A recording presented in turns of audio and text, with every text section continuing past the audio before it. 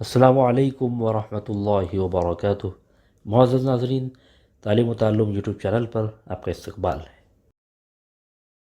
سلسلہ نمبر 175، سوال نمبر 1، آپ صلی اللہ علیہ وسلم نے اہل بدر کی کیا فضیلت ارشاد فرمائی؟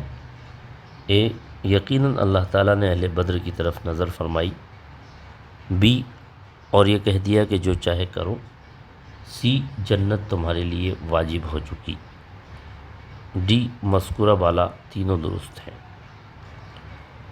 اہل بدر کی بہت زیادہ فضیلت ہے، اس لیے کہ انہوں نے اس وقت اسلام قبول کیا جب بہت زیادہ دشواریاں تھیں اور اسلام کی انہوں نے مدد کی، تو ان کے بارے میں آپ نے فرمایا کہ اللہ تعالیٰ نے ان کی نظر فرمائی اور یہ کہہ دیا کہ جو چاہے وہ کرو، جنت تمہارے لیے واجب۔ آپشن ڈی درست جواب۔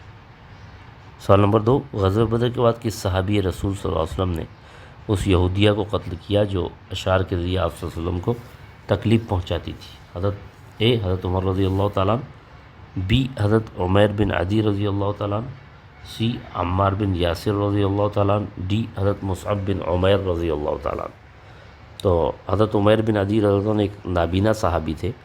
جب ان کو پتہ چلا کہ ایک عورت وہ اللہ کے رسول صلی اللہ علیہ وسلم کی شان میں گستاخی کرتی ہے اور اشعار پڑھتی ہے اور لوگوں کو بھڑکاتی ہے، تو انہوں نے رات کے وقت جا کر اس عورت کو قتل کیا، یہودی عورت کو۔ آپشن بی درست جواب۔ سوال نمبر 3، مسلمانوں نے سب سے پہلی عید الفطر کی نماز کب ادا کی؟